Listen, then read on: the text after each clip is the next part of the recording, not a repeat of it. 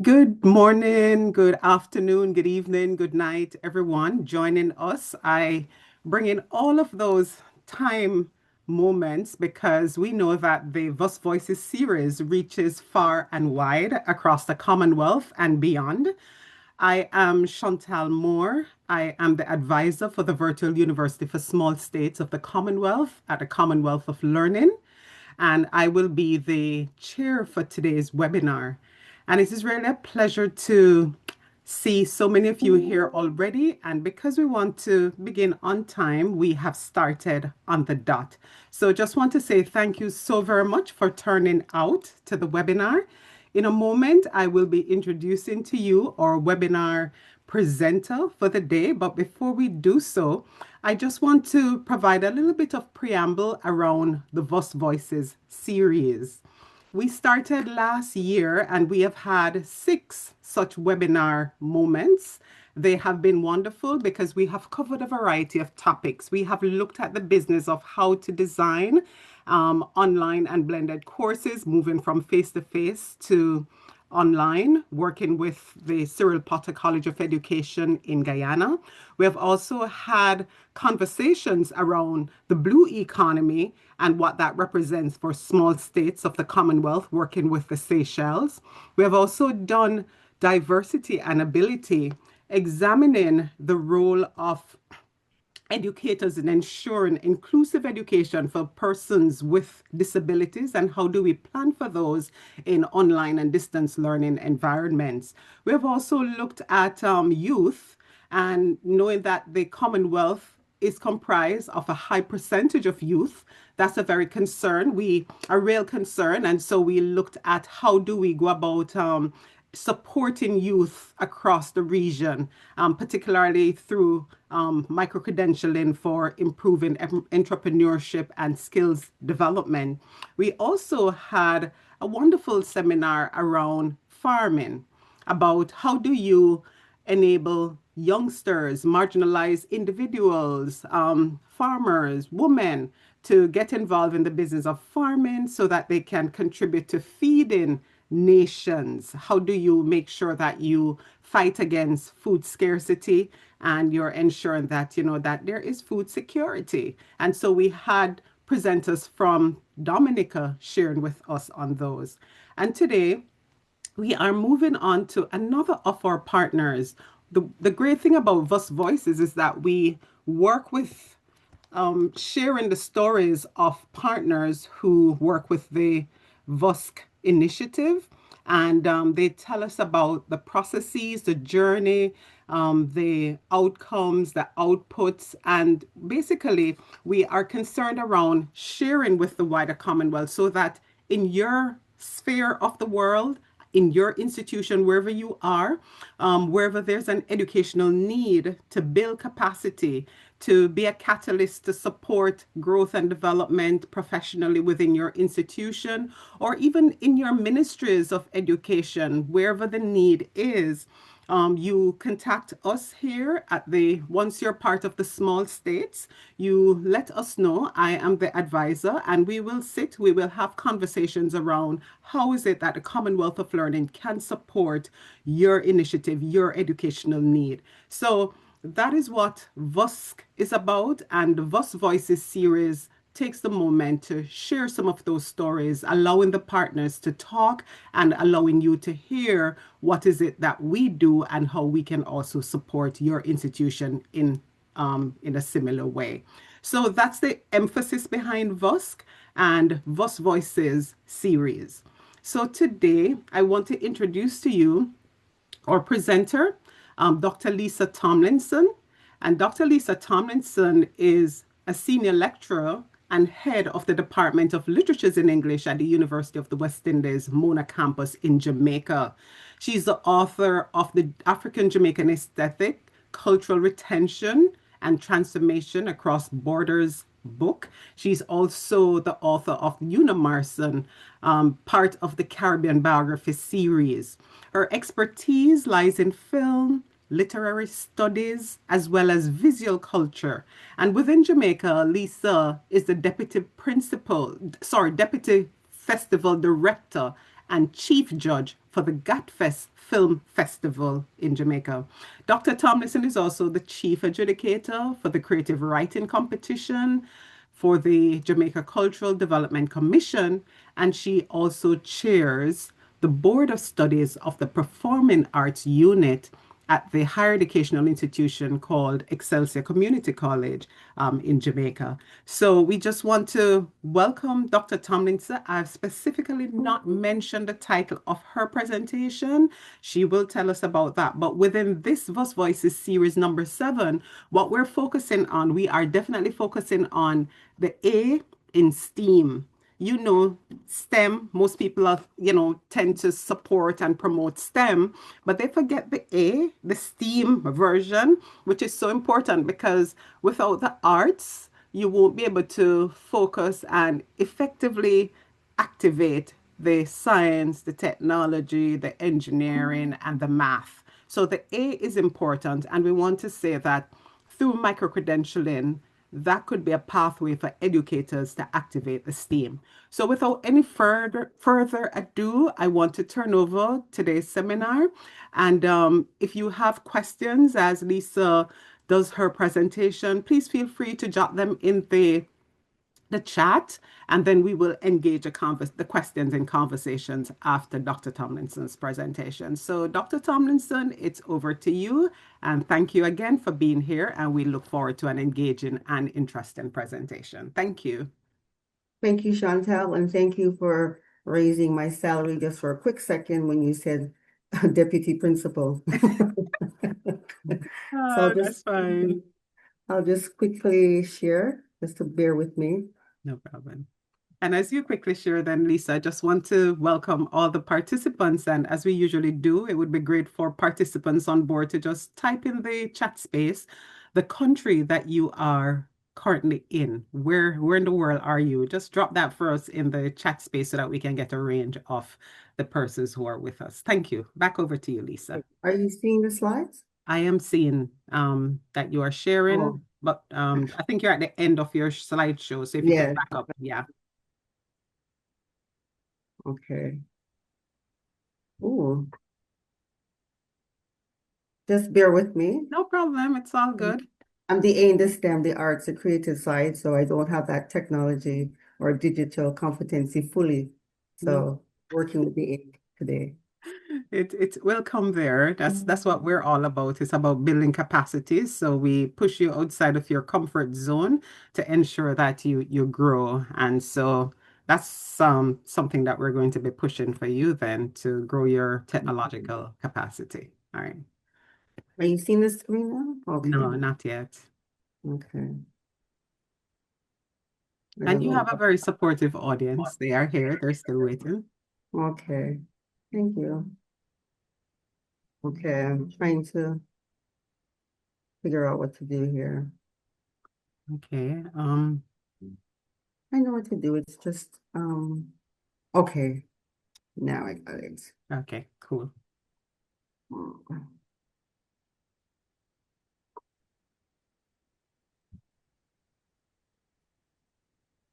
right.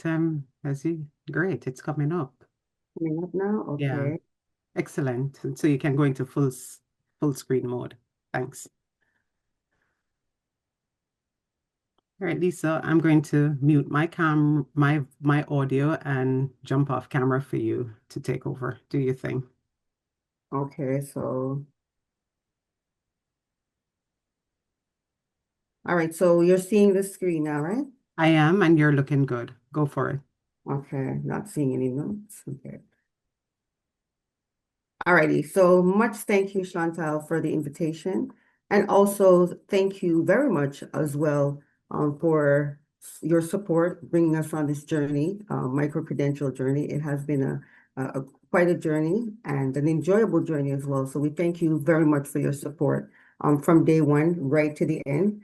I say right to the end because I'm hoping that you will be at our launch when it happens. So my presentation today is entitled Saving the Arts, Micro-Credentialing Literature and Literacy. I hope I don't get myself in trouble by using the word saving the arts. The last time I used the term saving the humanities and arts, I got a little bit into trouble because there's a suggestion that once we try to save something, we're saying it's dead and it's on life support. I wouldn't say it's on life support. It just needs a little oomph.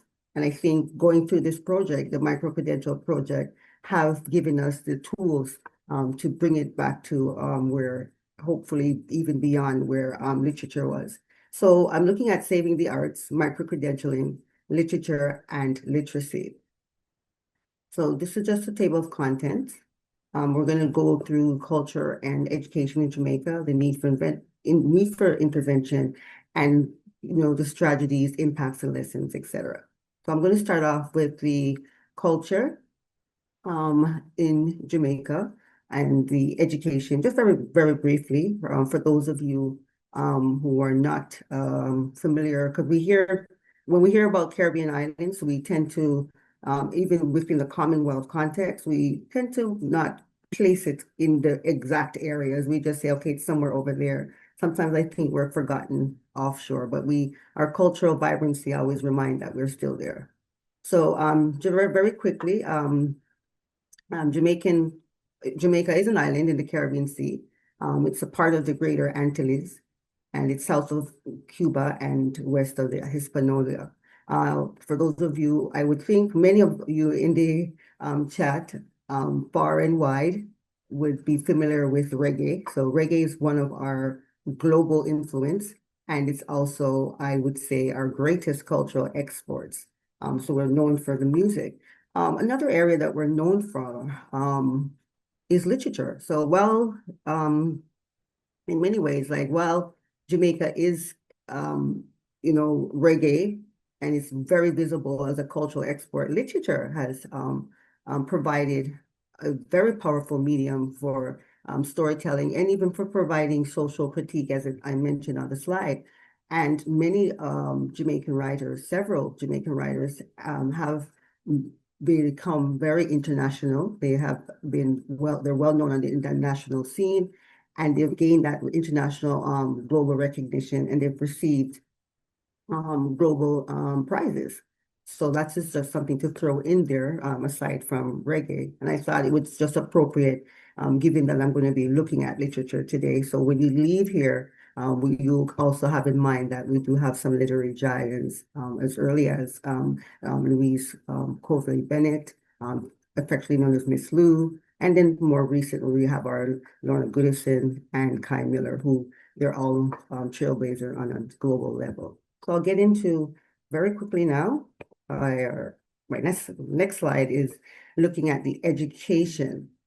And very quickly, Jamaican education system is modeled on the British education system, and it's overseen by the Ministry of Education and Youth. It's covered early childhood, so infant basic schools, right through to tertiary level, so secondary to tertiary level education. At the secondary level, students are required to sit an examination, a CXC examination, which can lead them on to tertiary level as well as into the workforce.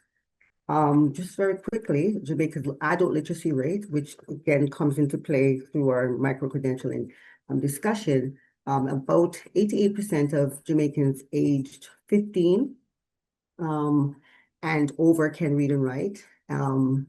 Female, much higher literacy rate, 93%, male adult, 84%. So while this may seem high, because 88 does seem, it sounds like a high enough number. If you get an 88%, you will say, oh, okay, I got an A, I passed. However, while this seems like a very high number, recent reports are showing that, although the numbers have improved since historic lows, the progress has remained a very plateau level. So there hasn't been much changes within the number. And one of the challenges that came out by JIS, Jamaican Information Service, and the national newspaper have reportedly recently is that there is a challenge at the primary school level where after students sat I believe it was the literacy grade 4 test, the number was quite low, so it was a 65%. So there's still that challenge of the basic literacy versus just functional. So again, this is where the micro-credentialing is also going to be coming into play. All righty. So why was an intervention needed by the institution? So one of the major reason the call was reached out to us and provided this support was through our proposal. And one of the responses, the declining student interest in literature and English. So there is a decline, and this is a global decline in literature. However, we're going to focus here where, and this decline is not just that they're not interested at the university level, but even at the high school level, the interest has decreased. So what this does now, has impacted student enrollment. So the number of students that we're getting each year in the Department of Literature and English, UE, have declined. So our enrollment is going down, and it's going down. And if at the beginning of the semester, of the presentation, I know Schontal mentioned that idea of the arts and humanities, and this is also a trend within the humanities as well. So we see this in other courses like history, etc. So the response was, oh, before I get to the strategies, one of the things that I noted, and it wasn't done through formal research, but one of the things that we have noticed is where students possibly the low interest in literature is it's not a professional degree. So it's a low, I would refer to the low revenue career. So teaching, for example, is a pathway where literature students who have a degree in literature generally see themselves ending up. And teachers in Jamaica are not, would not be seen as that revenue career in terms of high revenue career. So I just a very formal study. I'm more or less, pointing to that reason. So how do we make this now? How do we make literature become a high revenue career where it's not just going into one path? The strategic solution, well, through the assistance of and the support of Call and Schontal, the advisor from us, we were brought on to this micro-credential program, or not program, pilot project, where we were given the opportunity to, basically develop courses, which I'm going to get into later on. And again, the solution was more or less based on the fact that micro-credentials are a flexible, skill-based pathway. So once I finish the discussion, you'll see, or the presentation, you'll see that it's not just going to be taking students into the teaching low. If I don't know if I'm insulting or touching on anybody's nerves, but teaching is a low revenue career. So we'll see how the micro-credentialing will assist in, making it more viable in terms of meeting workplace or industry demands. Objectives of the project. Therefore, we had 4 objectives. One is more or less to reignite interest in the UWI's literature in English program. So just to get students becoming interested in the program again, right, within the faculty. Also, once we're able to get their interest, when students begin to see literature as a viable means to a career path, this will eventually increase student enrollment in the Department of Literature and English. And also too, because of the flexibility of micro-credential courses, of course, one of the objectives would also be to attract learners or diverse learners, even though we're not starting off with diverse learners right now, but that would be one of the aims, to attract diverse learners. And this would include the non-traditional learners, perhaps someone who has dropped out of school years ago, and they may want to take a literature course and they find themselves enjoying it just through a micro-credential course. And then before you know it, they're going to be doing a degree in literature. So attracting diverse learners, which include non-traditional, and also flexibility in terms of attracting students who can study from anywhere in the world, so and also on the region and locally. And of course, uh, we have the diverse, like improving the diversity of course offerings, which would be another plus, not just for the department, but also for the institution, to keep UE, the university, relevant, and also not just relevant in the news, but relevant in the sense of being responsive to today's changing job market. Okay, so the strategies that were used to address the issues, we had four phases. I had to count that 1, 2, 3, 4. Again, I'm not the STEM. I'm the A that we're talking about today, the arts.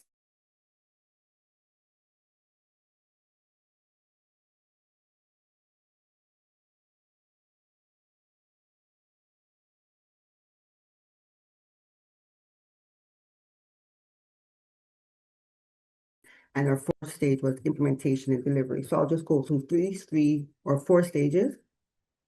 Bear with me. Alrighty, so our first stage was the synthesization stage. All right, so this stage was the stage where the initial was I guess it was the beginning of I guess the beginning of our path to the developing the micro-credential courses. So this stage was the stage where it was online, it was virtually, and we had a 2-day workshop, virtual online workshop. And what this stage did was it invited participants from across the Caribbean. So we had participants from our sister campus, which would be UE Cave Hill, UE St. Augustine. We had participants from University of Guyana, University of Belize. So the participants were coming from a wide range of different institutions across the region. The University of Bahamas come to mind. And also the participants were not just lecturers or professors. They were also heads of department, quality assurance officers, and we had program coordinators and independent scholars as well. So that was the first initial two virtual meeting that we had. And what this meeting did, it more or less familiarized the participants with on institutional and national and regional standards or accreditation standards that would be related to micro-credentializing or micro-credentialing in academic courses. So that was the first, that is one of the goals that came out of the phase one. Phase two was more or less introducing to participants to the University College of Jamaica's quality assurance framework. And what this did was it more or less gave us an understanding around online distant learning courses, the standards that were used by UCJ. And then we did familiarization with the ODL. ODL is online distance learning. And this more or less provided an overview of UE standards and regulations of online distance learning and micro-credential courses within continuing and professional education programs. And then the last one, we did a understanding curriculum mapping, which more or less demonstrated how curriculum mapping aligns with curricula with program learning outcomes. So that was our first phase. And then our second phase was where we had a 4-day workshop. It was long, but it was worth it. We had very good food, very good lunch. So that kind of, fueled us up for each session, and very good breaks as well. But on a serious note, we started this with a 4-day workshop. The first workshop was just it was facilitated by one of Call's consultants, who is from our sister campus, St. Augustine. And the first day we got a more or less introduction to micro-credential, well, like what it is. So an overview of national, regional, and global trends in micro-credentials.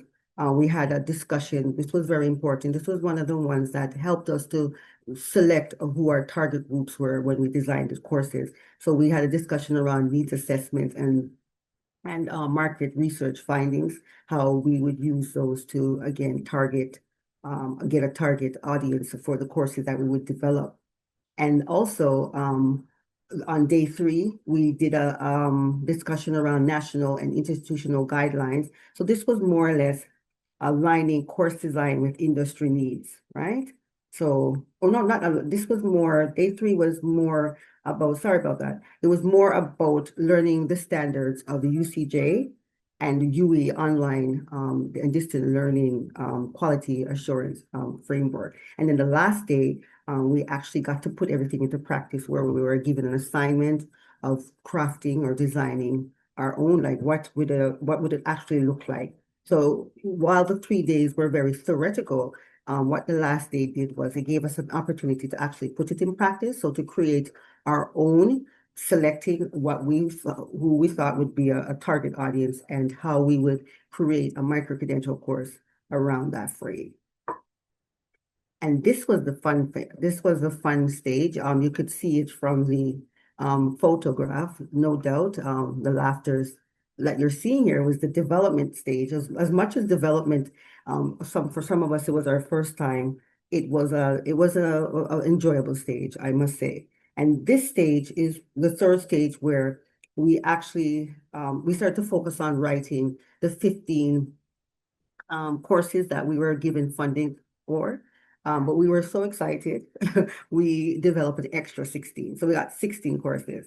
So in this meeting, what we did were we met with content specialists, and we were also supported by the ODL experts, again, the consultant from Call, who did phase 1 with us. So she was also on board with us for that. And in this stage, we also had to come to a final decision on who our target audience based on the assessment needs that we did. And based on the assessment need, our target audience were primarily teachers with an emphasis on upskilling. And also not just upskilling the teachers, because it's one thing to upskill, but it's another thing, what are the approaches? So what we learned at this stage in identifying our target audience was also applying innovative approaches to teaching. So what new approaches can they also gain from this upskill? So that was the developmental stage. And also, before I move on to the course, from the course development, as I said, it became teacher-focused courses. So we were focusing on enhancing pedagogy and content knowledge. So we targeted CAPE teachers in the region who are of CAPE teachers of literatures in English. So CAPE would be one of the exiting examinations that is taken at the higher level, not the CXC that I'd mentioned earlier. So we targeted CAPE teachers, again, working towards enhancing their content and knowledge. We had to familiarize ourselves with the CAPE syllabus as well. So that was a part of, I didn't mention phase 1, but in the development, oh no, actually it was phase 2. In developing the courses, we had to familiarize ourselves with the different texts that were being used. And what we did now, we narrowed because we had 15 courses, which was really good because it really gave us a variety of topics to work with. So what we did with the 15 courses, we included primary, for example, we included courses that were going across the genres in CAPE.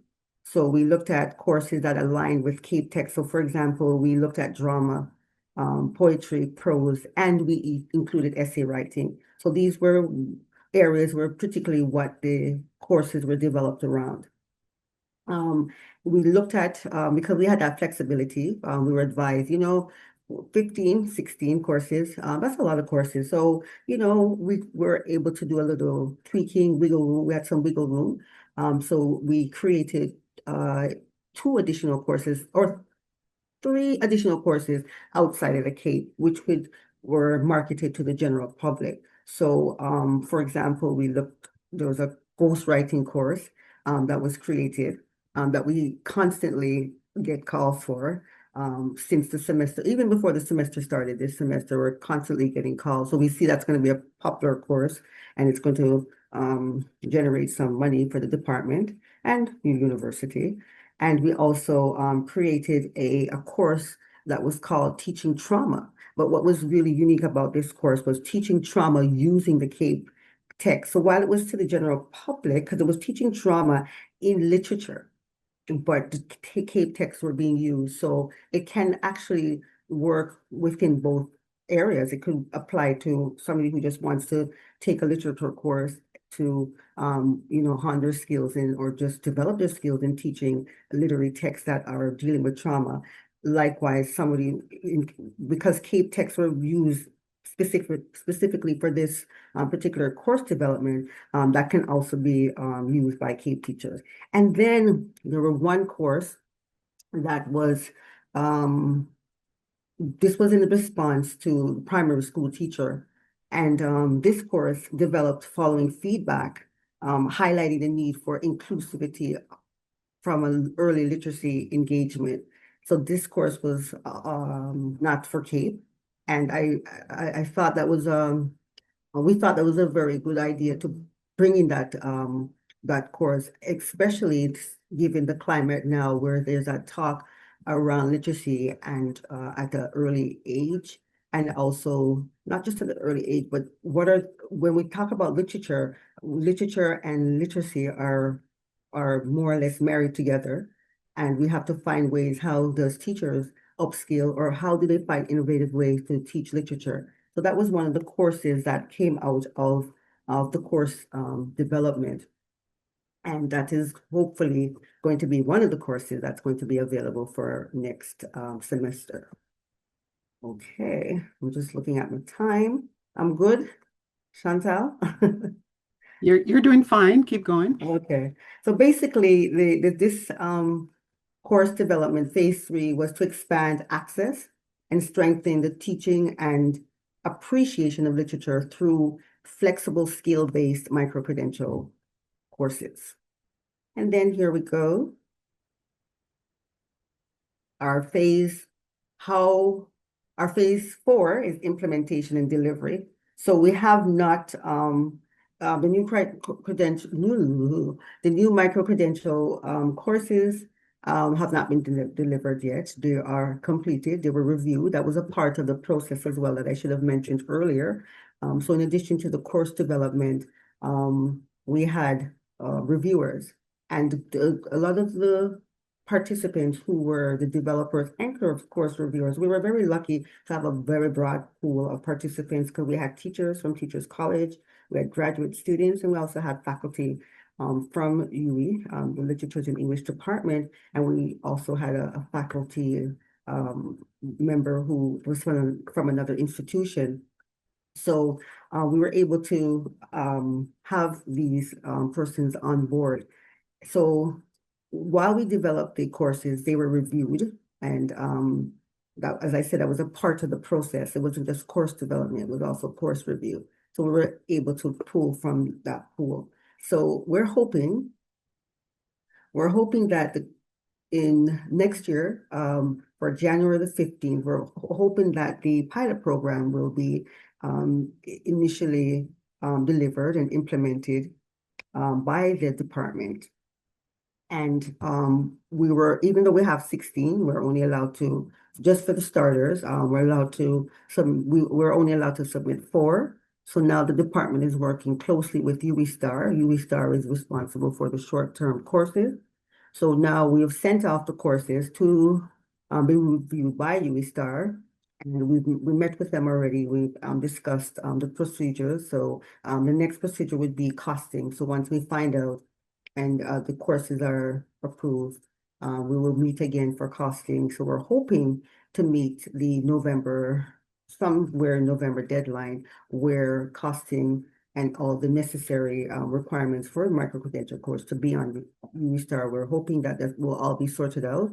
and we'll have our launch in January, where we would be able to offer the 4 courses. Again, out of the 4 courses, though, we're going to be looking at the primary, teaching primary school teachers how to teach literature. We're going to be offering, and I'm saying this in because I know it's going to happen.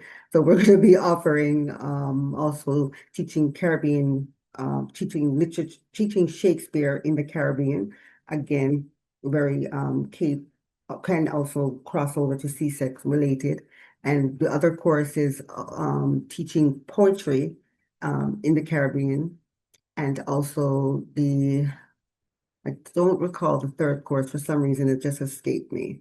But those are the courses that's going to be available. And so for the first run of the courses, we were also asked to, uh, pick a quota, how many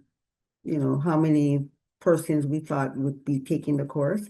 So we did that. So we're also hoping for the first quarter, for the first semester, it's just going to be a certificate of completion. It's not going to be for credit. We're just going to do a certificate of completion because we're advised to do it, to follow these guidelines. So after that, depending on how successful it is for the first run, and most of the courses are 4 weeks. I think there's just one of the course that's going to be run is I think 5 weeks. So they're going to give us that opportunity. As I said, they will receive a certificate of completion. And if we see it is, which I know it's going to be successful, um, the department will be able to start to associate credits to the courses. And that will be a next step that we would have to work with when that comes up with UESTAR. And hopefully when it starts to be associated with credits, then they will be getting a certificate of professional development, or we're looking into hopefully this credit may be able to, develop into other areas. All righty. All right. So how will intervention help so how will this um, address the problem? So how would this address the problem? Well, we're hoping that by standardizing training through ODL, the online distant learning, and the micro-credential framework, we're hoping that, a number of things. One, enhancing teaching quality, and teaching quality meaning, aligning curriculum with industry and national needs. So this is where we're seeing the intervention going. So not just beneficial to the institution itself, but also even on a national level, because once you teachers are trained or upskilled or reskilled, once you're reskilled with these micro-credential courses, it's not just about, and that's something with the micro-credential courses that we're learning, it's not just about the a long-term, yes, it is, which we're going to look at after, but one of the short-term, intervention in terms of dealing with the problem is aligning the curriculum now with industry and national needs. So what are they looking for as a graduate of in literatures in English? Also, promoting regional collaboration, exchanging best practices, some of which we're going to hear coming out of the following slides, where we had 2 of the course developers speak to these areas. Also, development for teachers and lifelong learners. So this is also, the intervention is also about professional development, right? You're in a field for many years. I know sometimes we think, oh, I know this, I got this, I've been doing this for so many years. But times change, trends change. We see technologies moving rapidly. So we have to be up to date with how we implement these in our classroom. Pedagogies are different. So one of the strong intervention is really about access to professional development for teachers, as lifelong learners. So we're not going to just sit in the profession as, yes, I know this, I've been doing this for 30, 40 years, and so therefore I don't need training. But this is what the intervention should look like. So what I'm going to do now, I'm going to share with you, before we come to an end, I'm going to share with you 2 videos. that were done by two of the participants from the project, course developers, and they were both of them, I believe, they were also course reviewers. So you get a sense of how the micro-credential was not just about the teacher, right? Just the target group. Yes, that's the core, but how it also impacted in terms of the faculty themselves, persons who were involved in designing and developing the courses, and how it also stretches out further. So I'm just going to share the two video with you and give myself a break and give you a break from hearing me.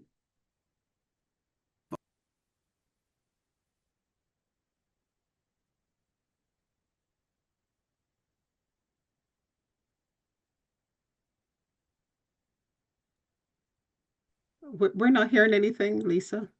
No? Mm-mm. Quite honestly, Oh, creating these courses are you was a hearing it learning, now? quite Yes. Oh, honestly, creating these courses was a learning experience for me as well. And even though I've worked on micro-credential projects before, this time I felt like I was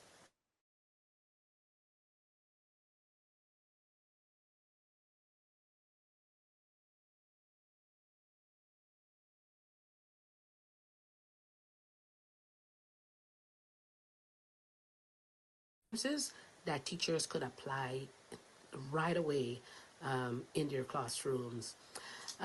What really stood out for me working on the project was the regional collaboration. They were developers from all over and working with these teachers, from different islands and territories and places really reminded me of just how rich and diverse our teaching contexts really are.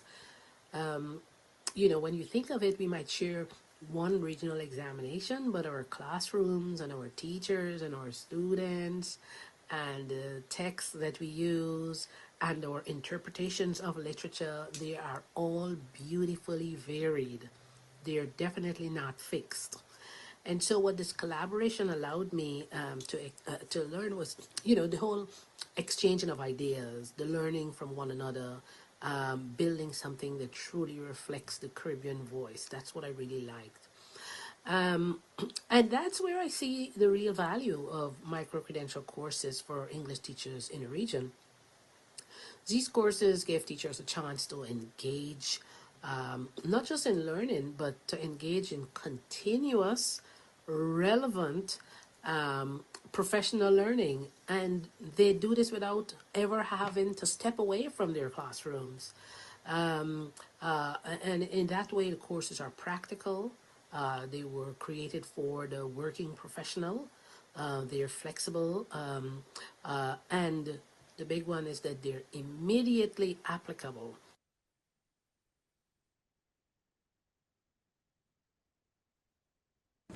Creating a micro-credential course for the first time was actually a very enlightening experience. It was very technical and slightly challenging because we were sort of tasked with taking the things that we use in the classroom, taking the concepts and the theories that we are accustomed to simply applying sort of on autopilot, and putting them out there into the world in a way that's easily accessible and easily consumable by educators and practitioners who have not necessarily had the training that we had or have not had the experiences that we've had. So it was a very unique experience. It was very enlightening. It sort of opened my eyes to practices that I was already participating in, practices that should have been participating in, and practices that I had wanted to participate in but had not yet had the opportunity to test out in a real classroom. These courses provide educators with the opportunity not only to upskill, but also to sort of broaden their horizons regarding how it is that they approach certain topics and certain course material within the classroom. Pedagogy is never particularly stagnant, and when we get to a point where pedagogy becomes stagnant, we sort of run into a lot of issues, right? We have to adapt as educators. So through these courses, we're hoping that educators, practitioners, etc., will be able to find themselves in a position where they are not only inspired to adapt, but they also have a clear pathway towards adapting their pedagogical practices, and also, perceiving or receiving or even approaching the texts that we cover, not only on the syllabus, but in classrooms in general. Be able to approach them in new ways, in engaging ways, in ways that match the audience of their classroom that changes every year.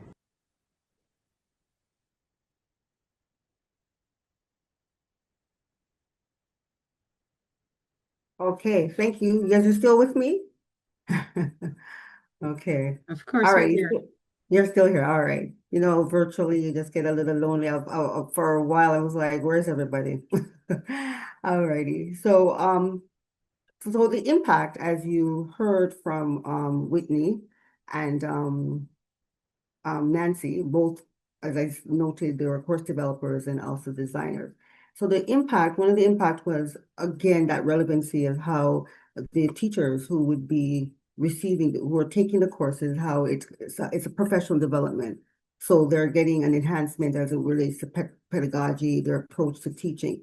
But what also stood out was not just the teachers. In both their comments, Whitney and Nancy, both their reflection, they reflected on this at enhancing. Also, one of the impact was the enhancing of faculty capacity, which in simple terms, basically building on educator skills. So building on also the course developers, the educators, also building on their skills to design and to deliver micro-credential courses. And so gaining that competency, because for a lot of the participants, it was their first time.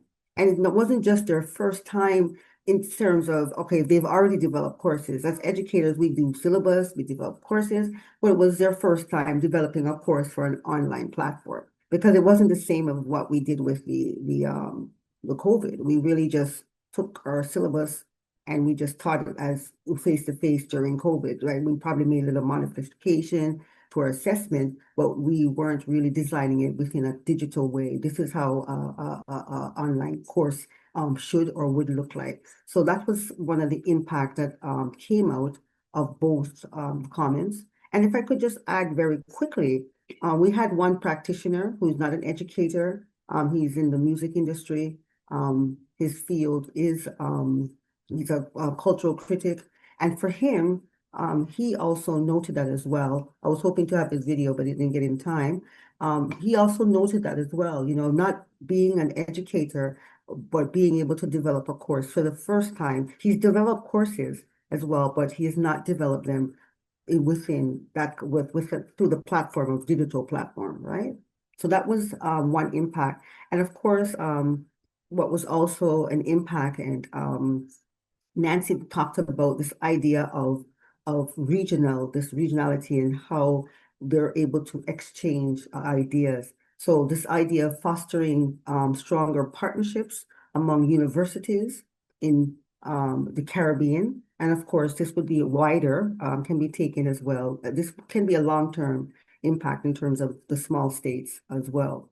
Encouraging knowledge exchange, as I mentioned already, and shared resource development, because resource always seem to be an issue. You don't have the resources, so we can't embark on this project, etc. But here again, Nancy mentioned this idea of sharing. We all have different ways of interpreting, of different ways of approach, but we're able, through this project and even just through this micro-credential, we're able to see best practices in different ways. That in itself can serve as a resource.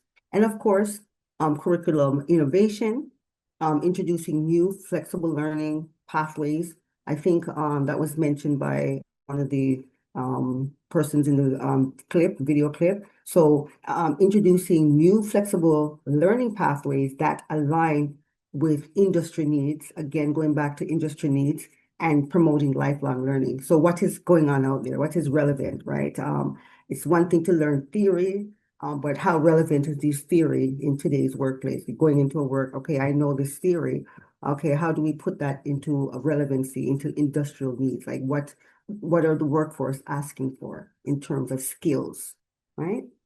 So basically, the impact I noted increased accessibility. It expanded opportunities for teachers and professionals to upskill through short targeted courses accessible from anywhere. So this was not just about it's not just about the targeted the targeted audience, but it's also about the educators, the persons who are also delivering these courses. Lessons learned, engaging stakeholders early. That's one of the lessons that we've learned. Simply meaning that, for lessons learned, when I say engaging stakeholders early, this was something that came up in our phase 2 when we did the workshops, where collaboration among faculty, administrators, and accreditation boards.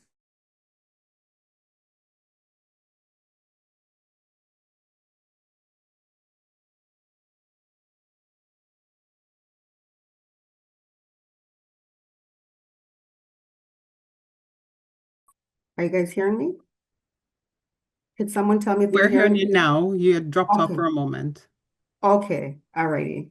And then lesson learned, I was saying the engaging stakeholders early. So just to getting everybody on board for a smoother implementation. And of course, content matters. Micro-credential frameworks must be adapted to fit the unique place or location, varying institutional capabilities, and also continuous support is needed. So provide ongoing technical and pedagogical support is vital for sustainability and maintaining quality. So I have 2 more slides. And so long-term impact, the long-term impact that came out of the project, we saw would be institutional strengthening. So builds lasting capacity for quality online and micro-credential programs, educational innovation. So a project like this, no doubt, situates or positions UE as a leader, right? As a leader, and not just as a leader, but in flexible skills-based learning. Workforce development, again, long-term impact, aligns training with national and regional job market needs. Again, it's not enough to just rely on theoretical concepts and just not to put down degrees, but this long-term studies, we have to also, within those long-term study, we also have to implement flexible ways and courses that are going to be speaking to today's job market. And of course, increased access and inclusion. So expands lifelong learning for teachers and community learners. So not just the teachers. This is a more expansive outside. As I mentioned earlier, we had courses that were not directly geared to teachers, but again, these would be considered community learners, right? Or diverse learners, non-traditional learners. And finally, recommendation.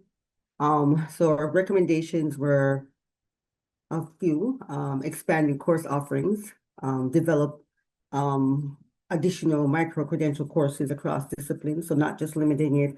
Schontal mentioned the A in STEM, arts, so other arts courses, because it's arts courses that are in jeopardy. They're the ones that are excluded from STEM that are doing quite well. So why not offer additional micro-credential courses in disciplines, other disciplines, areas of the arts, right? And not just offering courses for offering's sake, but these courses also need to meet regional and workforce needs. Sustained faculty training. As we saw, the impact was faculty expressed how much they themselves learned, how to adapt a course to a digital forum. So by continuing professional development in online distant learning design, assessment, and digital pedagogy, because these are all things that we have to think about. How do we assess students in these courses? That's only 4 weeks literature. Like how do you, without making it too overwhelming? Strengthening collaboration, again, that comes up over and over. So deepening partnerships among Caribbean and Commonwealth institutions for shared resources and expertise. as Nancy had talked about the resources earlier in the video clip, and increasing public awareness. So there needs to be a public awareness around what is micro-credential. For some people, oh, it's just 2-day courses, it's just a 4-week course. It doesn't have any merit, it doesn't have any value.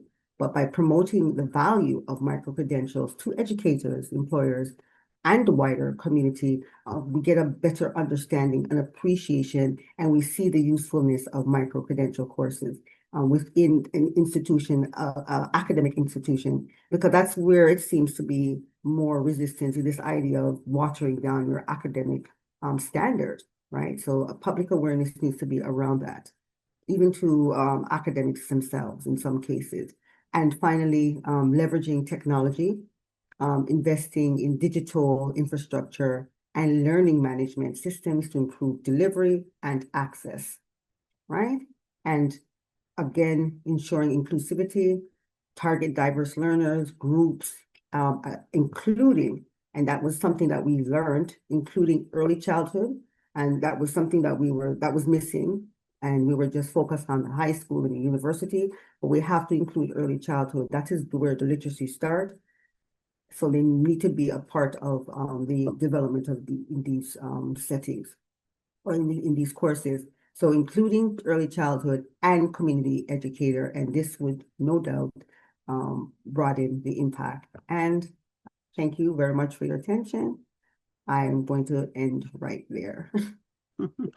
Thank you so Mhm. very much, Lisa. Very interesting and informative presentation.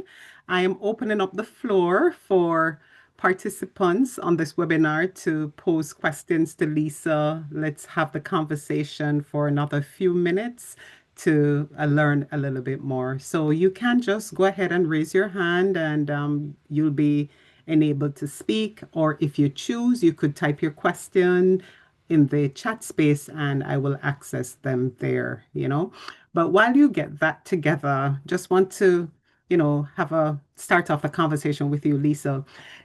I like how the project, how it represents what the institution or partner institution, the University of the West Indies Mona campus is about. It's about safeguarding access, alignment, and being agile, for their stakeholders. They want to make sure that there's more access to educational opportunities, making sure that the opportunities align well with industry and the needs, that are out there for employment, and being agile where they can quickly adapt, curricula to meet needs. And your project that comes out, and I say you're the Department of Literatures and English at UWI, that project with the Commonwealth of Learning, not because I'm the advisor, it really advisor for VUSSC, it really speaks to all of those things: access, alignment, and agility. I like how the department has taken the project and owned it, OWN, and also we see a honing of it, HON, honing, ing, of the project, in the sense that, yes, you started out with being tasked to create these 15 courses for micro-credential around literature. But you added an additional course, and then to 16, your department also went beyond literature of, the curriculum in your department to incorporate courses around ghostwriting, around trauma, and also around, upskilling the primary school teachers. So I like how you guys have taken it beyond just the initial parameter of the project, and you are making it real. And that is something that we like at Call, because we like the idea when the partners, own what they're doing and they're excited about it and moving forward. And I'm sure that you're encouraging other institutions or other heads of departments who might be considering projects to approach it in that kind of way. So I'm really happy for the way in which your department has embraced the project. And I wanted to ask about the experiences of the participants as they were going through the different phases, and you provided the video capture, and that just answered my question very well. I'm really happy about that. I do, however, want to touch a little bit on the online designing of the micro-credential courses. You had said that, when COVID came, persons just dump their thing online, no structure to it, no guidance, no conceptual understanding of the whole business of how to convert from face-to-face to online. And within this micro-credential training process, participants got a chance to be exposed to universal design practices, online, effective online design strategies. So I just want to get a sense from you around that part of the project and the workshop moment. How did they respond to the training from the online expert to move their micro credential? And remember too, it's not the regular 14 weeks course, it's a micro credential, a shorter kind of course. How did they appreciate and reflected on that part of the training? Thanks, Chantal. And also too, Chantal, just to, before I respond to your question, we have to thank you as well as the advisor for VUSSC, not just in terms of, giving us this project, this pilot project, but one of the things that you did, and we really appreciated, you allowed us that agility and flexibility. Like you did remind us, this is what it looks like, but you have the liberty, or you have the allowance to take it to the direction that you wanted it to. You never selected the target group. You never selected the courses. So we have to thank you. You were the one that provided that space for us. So with that space, there was a kind of a liberation. We didn't feel restricted to say, okay, we're going to be, this is what we have to do. And how do we do that? We felt, and I was able to relay that to the group. And I think the group was excited by that because they were coming up, we could have come up with I'm very serious, maybe even 20 more courses because there were so many ideas that were flowing. To respond to your question in terms of the digital switching from one platform to the next, someone like Nancy, who mentioned that she already had the background, I think she and maybe one other person had that background, but at first it was challenging because they were saying there's no template to work by. Where are the templates? I perhaps should have included that in recommendation or a challenge. I don't know what slide that could have gone under, but we really didn't have a template to say how you translate or how do you transfer online to sorry, face-to-face to online. But we did get some of that through the workshop. So that was discussed. So there were persons who had joined a little later as course developers, so they wouldn't have had that training. So it was a little bit frustrating, but what I found in developing these courses with the educators, they themselves become learners. So they also go out and do their research. So developing their courses, they were even able to come back and share what they had developed and what what method they had used and so forth. So when they were, and this was a part of the exchanging in ideas, not just on a regional, national level. This is now amongst the educators. So this is where, again, that impact of the educators becoming learners themselves. And they were able to get a participation. After a while, it was like, you know what, a certificate in participation, certificate of participation, correct, yeah. They were able to get that certificate after that 4 days because they were learners, and that in itself was a micro-credential 4-day course that we were able to learn some of the digital technology and some of the digital aspects of developing a micro-credential. Because that 4 days was very intense. As I said, the food, we had a good caterer, the lunch and the break, so that kind of sweetened us up, and we went back into the workshop, but it was very intense that 4 days. We should have gotten a degree. Yeah, so that's the power of a micro-credential course. So much is covered within a short space of time, and you develop the capacities that are targeted in the training. Thanks for that. Another thing has to do with the A in STEAM and Mhm. how that, focusing on the A, because most times persons just forget about the arts. And I'm happy that the project was bold enough to face that and take it on because um, it's more than just, recognizing the A. It's also about how can you build out pathways to improve a needs area within Jamaica, within the region, the business of literacy. You quoted the statistics for us when you started about the literacy rate in Jamaica is at 88%, and at the primary school level, it's 65%. And with this project, where you are looking to invigorate the A, um, when you when the department rolls out the courses eventually, what do you envisage, coming out of these literature courses, connecting with teachers or educators as a pathway for continued professional development? What do you envisage? What are you going to be pushing for from your department to ensure that the arts courses get, out there and does the job of upskilling as it should. Yeah. Thanks. So that's a good question, Chantal. It's a very good question because when we think of upskilling, we tend to think of it in the business context. So the Mona School of Business, I understand they've been doing short-term courses. So short-term courses tend to be very much assigned to professional degrees. And this idea around creativity, it's not tangible. It seems just very performance.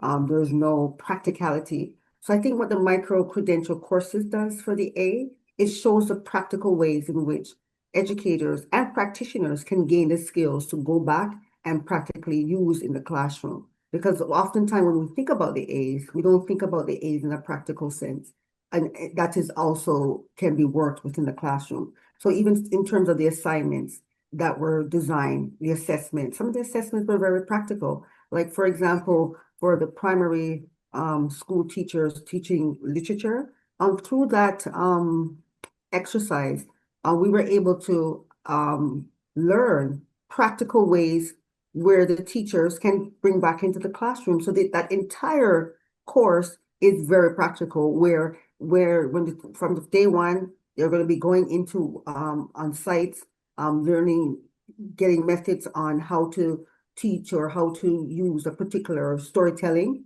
And that very lesson that they're going to be doing, they're going to go back into their class and report back into the system. That's a part of their assessment. So all the lectures are geared towards their assessment. So that's the practical way. Again, we don't look at the arts as practical. We treat it as a very theoretical component of learning, and we need to start to not just teach it that way, but I'm envisioning that it's going to start looking like a practice, just like how we look at the sciences, the STEM technology, you go, you use a laptop, medicine. This is how I'm envisioning now that you can actually learn these approaches and you could deliver them in a practical way. You learn them practically and you also deliver them. And I think so in this day and age, young people, if I could use the term, they're not just the only learners.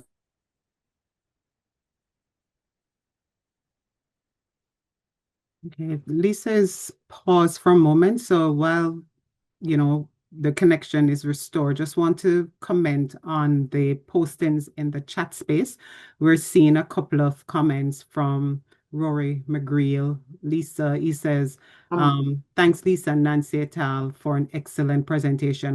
The participants may be interested in the call report around micro-credentials as catalyst for supporting strategic development goals in the Commonwealth Caribbean. That's one feedback. Another one is saying that interesting presentation from Samoa, that's Julian. And another person is saying that there's a question for you about the participants. How, did you go about choosing the participants, seeing that they were from local and regional context, how did you select them? So if you want to finish up what you were saying and then address that question, that would be cool. Okay, more or less, I was just saying that we have to, we were envisioning as a department is just using micro-credential as a practical way to bring practice into the classroom. And young people are looking for that practicality because it's no longer just about theory and theory based. To respond to the question how we selected the persons, well, our initial first phase, there was we sent out invitation to regional participants. So we, as I mentioned, University of Guyana, Bahamas, Belize, our sister campus, St. Augustine, Cave Hill. And also we didn't just send it out to professors, but we also sent it out to quality assurance officers, independent scholar, and teachers.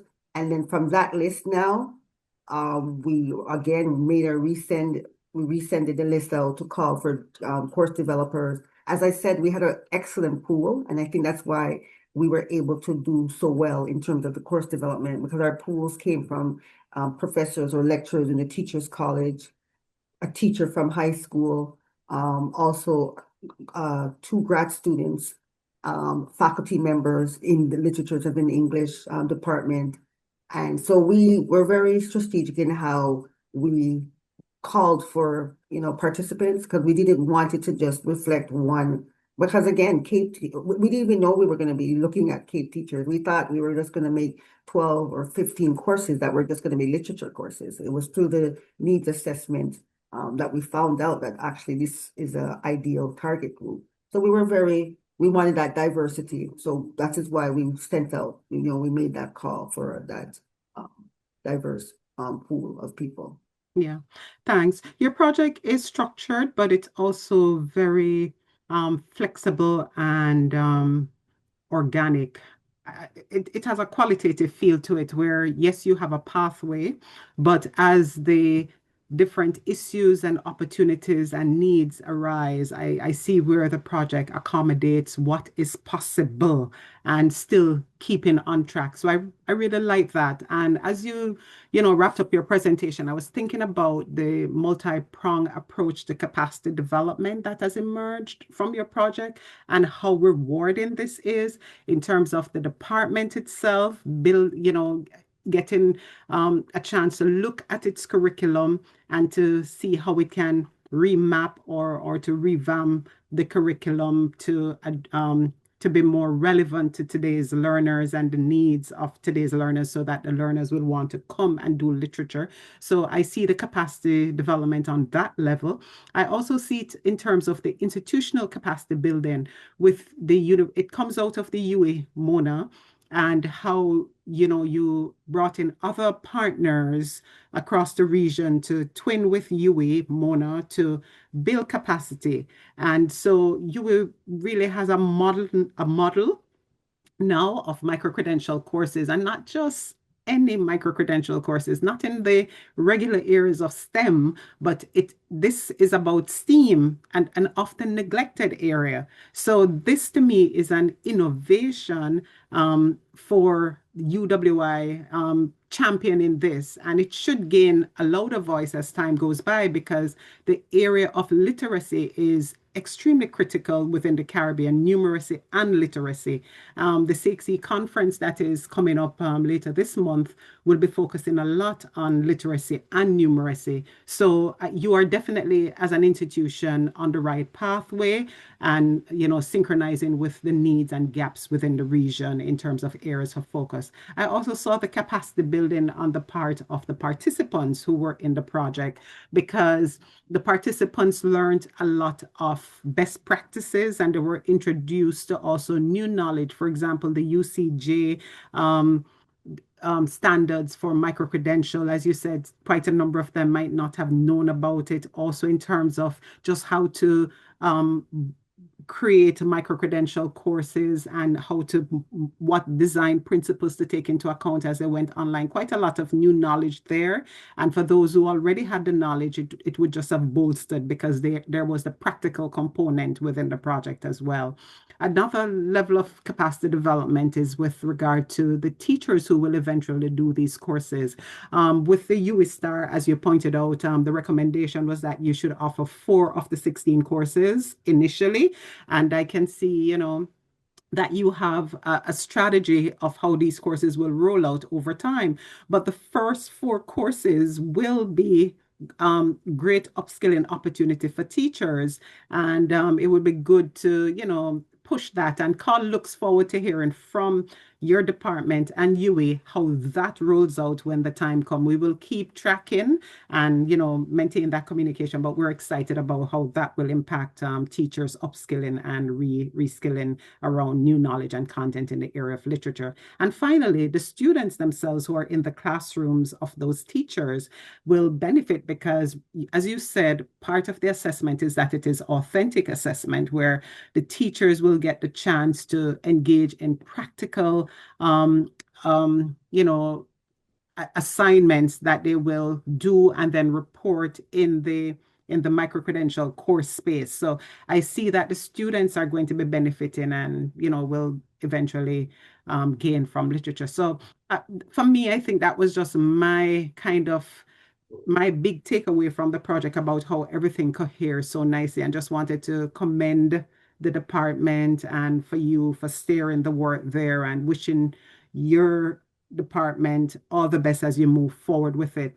I'm not the only one, but also within the chat space, I'm seeing quite a number of the other participants saying, like Samuel says, it's a very eye-opening presentation. Great need in my part of the world. We'll get in touch with you via email to get more information to explore potential collaborations. Another person said, Tabiso says, excellent presentation with practical lessons in our context beyond the micro-credential hype and lots to be extended to our focus here in Africa. So this is the energy of the VUS voices so that persons can, the synergy, you learn from each other and you take what is relevant and we will be that connection. Another person says, thanks for the great presentation, Lisa and Schontal. Looking forward to the launch, and definitely Carl is looking forward to the launch. And if it's a virtual launch, you let us know so that we can reach out to the persons on this webinar as well if they want to join virtually. But just lots of really great things, Dr. Tomlinson, about the project. And we just want to wish you guys all the best as you continue, and love it that you guys are owning and honing the project so beautifully. I will pause and give you a chance now, Dr. Tomlinson, to do your final wrapping up as we say goodbye. Go ahead. Well, as I said earlier, thanks to your support, and not just your support, because you could have supported and you could have been an umbrella mother or helicopter mother of the project, but you were able to, you allowed us, I heard you use the term authenticity. That came out of that freedom where we were able to steer the project where we wanted. Like I mentioned, we didn't think about primary school teacher until there was that feedback that came to say, wait a minute, where are the primary school teachers? And then with the recent challenges and the reports coming out of literacy grade 4, it was like, that does make sense.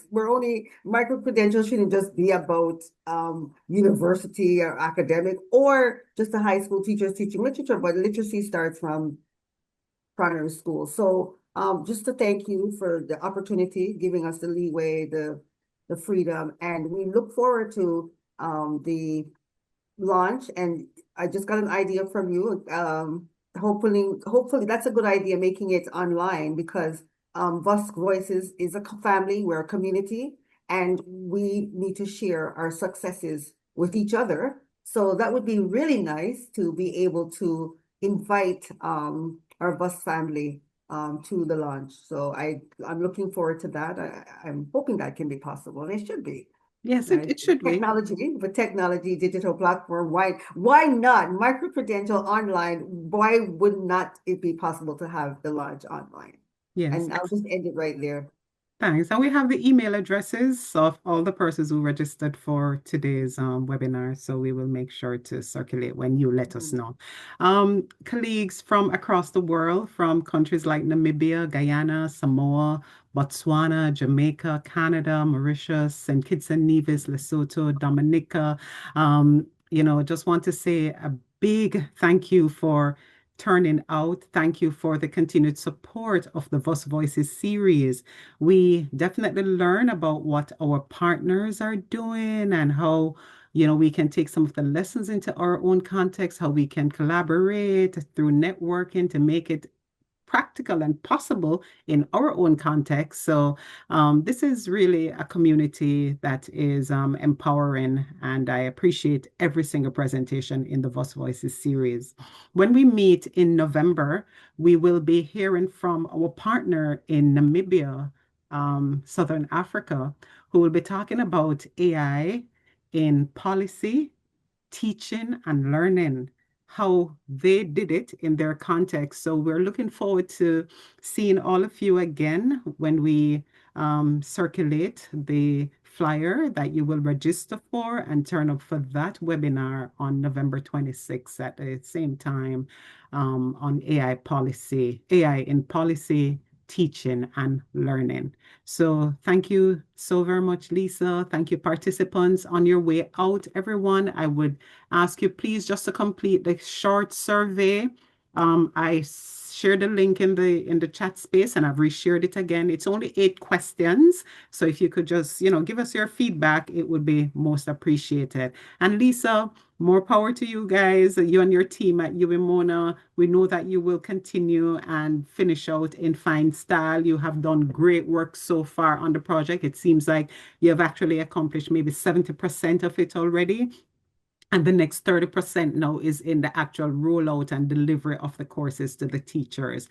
And once you offer your first cycle of your first 4 courses, then it's really about, keep on going, and eventually all 16 courses will get out. So great work, and thank you again. Thanks again, and thanks to everyone for coming out. Thank you. All right, everybody, have a great rest of day. Whether it's morning, midday, night, wherever in the world you are, enjoy. Take good care. Bye-bye.